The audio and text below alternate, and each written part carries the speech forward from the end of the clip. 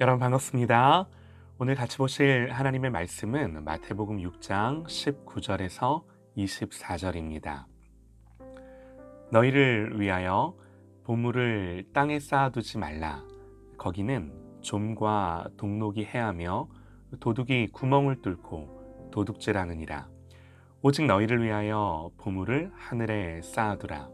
거기는 좀이나 동록이 해하지 못하며 도둑이 구멍을 뚫지도 못하고 도둑질도 못하느니라. 내 보물이 있는 그곳에는 내 마음도 있느니라.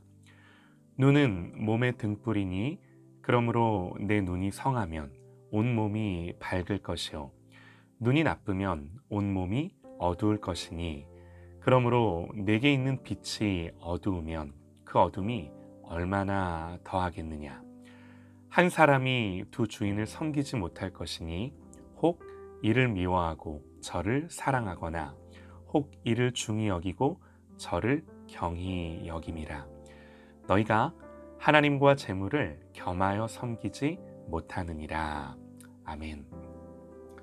산상수훈 41번째 묵상, 누가 나의 주인인가? 라는 제목으로 하나님의 말씀 듣겠습니다. 오늘 말씀을 보면 예수님 하나님과 재물을 비교하는데요. 놀랍게도 성경은 물질을 하나님과 같은 섬김의 대상 내지는 어떤 권세로 이해를 합니다.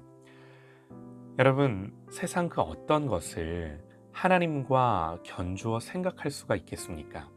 하지만 성경은 하나님과 재물을 우리 앞에서 파워게임을 하는 두 주인으로 묘사를 해요. 이 말인즉 우리에게 언제든 재물이 하나님의 자리에 있을 수 있음을 말씀하는 거죠.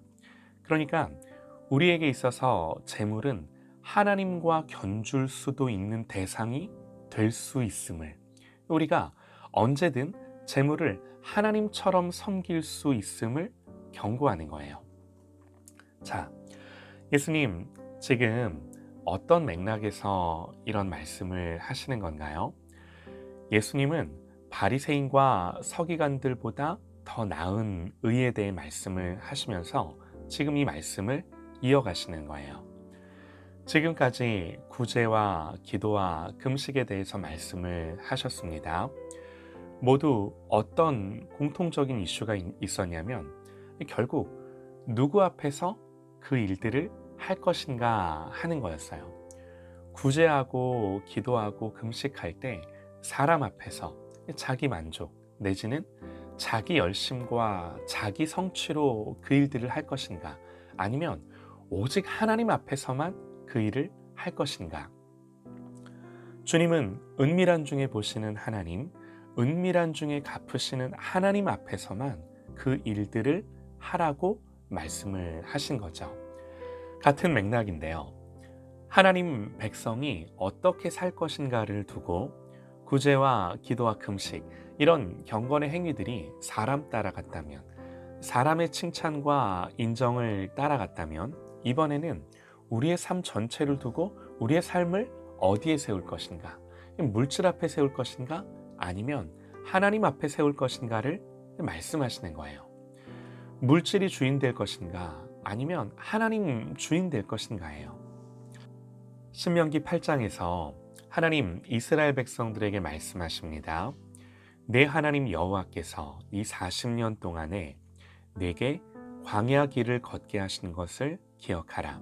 이는 너를 낮추시며 너를 시험하사 내 마음이 어떠한지 그 명령을 지키는지 지키지 않는지 알려 하심이라. 너를 낮추시며 너를 줄이게 하시며 또 너도 알지 못하며 내 조상들도 알지 못하던 만나를 내게 먹이신 것은 사람이 떡으로만 사는 것이 아니요 여호와의 입에서 나오는 모든 말씀으로 사는 줄을 내가 알게 하려 하심이니라. 하나님 이스라엘 백성들을 광야로 이끄셨습니다. 거기서 낮추시고 줄이게 하시고, 그러니까 거기서는 농사도 지어 먹을 수 없고 사냥해서 먹을 수도 없는 그런 곳에 자기 백성들을 놔두신 거예요. 그러면 그런 곳에서 굶어 죽는가? 아니요. 만나를 주십니다. 그런데 이 만나는 그냥 단순히 먹을 것이 아니라 이 만나를 얻는 두 가지 규칙이 있었어요. 첫 번째는 모아두거나 쌓아둘 수 없었어요. 지금 이스라엘 백성들이 있는 곳은 광야입니다. 모아두고 쌓아둬야 안심이 되죠. 그런데 많이 걷어서 모아놓고 쌓아놔도 다음 날이 되면 모두 썩어 없어졌어요. 그러니까 이 말인즉 모아두고 쌓아두는 것으로 너희의 안정감을 삼지 말라는 거예요. 그렇게 해야 너희가 사는 것이 아니다라는 거예요. 이거 깨닫게 하신 거죠. 두 번째, 이 만나를 얻는 규칙이 뭐였는가? 안식일에는 거둘 수가 없었어요. 지금 이 광야에서는 안식일에도 거두러 나가야 먹고 살 것 같은 상황이지만 그렇게 안 해도 하나님 앞에서 너희가 안식하며 하나님 앞에서 쉼을 누려도 먹고 살 수 있음을, 하나님이 아버지 되셔서 너희를 먹이심을 경험하게 한 거죠. 왜요? 사람이 떡으로만 사는 것이 아니라 여호와의 입에서 나오는 모든 말씀, 그 약속들로 사는 줄을 내게 알게 하려 하심이라. 이거 깨닫게 하시려고. 하나님 백성은 눈에 보이는 것으로 모아두고 쌓아두는 것으로 사는 것이 아니라 하나님의 약속으로 사는 것임을 알게 해주시려고, 너희를 향한 하나님의 언약이 보증해 주는 것으로 사는 것임을 알게 해주시려고.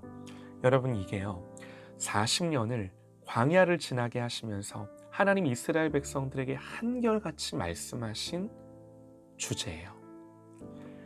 그래서 오늘 말씀처럼 너희를 물질 앞에, 너희의 어떤 필요 앞에, 세상의 권세, 세상에서 먹고 사는 수단이 되는 재물 앞에 너희를 두지 말고 하나님 앞에 너희를 두라고 말씀을 하시는 겁니다. 그러니까 하나님은 두 가지를 자기와 견준 건데요. 사람과 물질입니다. 이 두 가지는 언제든 하나님의 자리를 꿰찰 수 있는 대상이 되는 거죠. 여러분, 우리 예수님을 한번 생각해 보시죠. 요한복음 6장에서 예수님 말씀하세요. 내가 곧 생명의 떡이니라. 너희 조상들은 광야에서 만나를 먹었어도 죽었거니와 이는 하늘에서 내려오는 떡이니 사람으로 하여금 먹고 죽지 아니하게 하는 것이니라. 나는 하늘에서 내려온 살아있는 떡이니 사람이 이 떡을 먹으면 영생하리라. 내가 줄 떡은 곧 세상의 생명을 위한 내 살이니라 하시니라.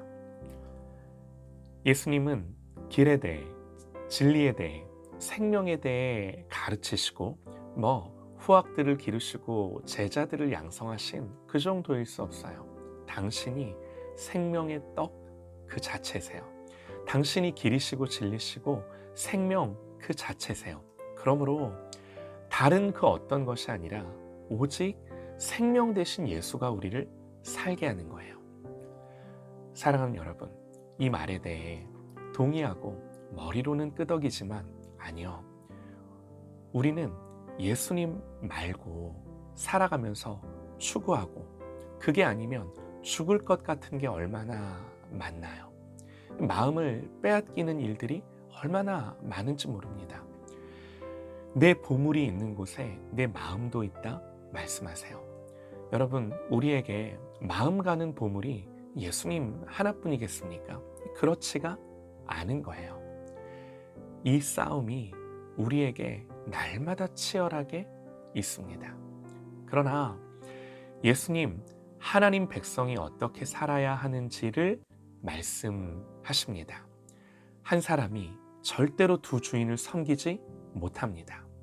이를 미워하고 저를 사랑하거나 혹 이를 중히 여기고 저를 경히 여김이라.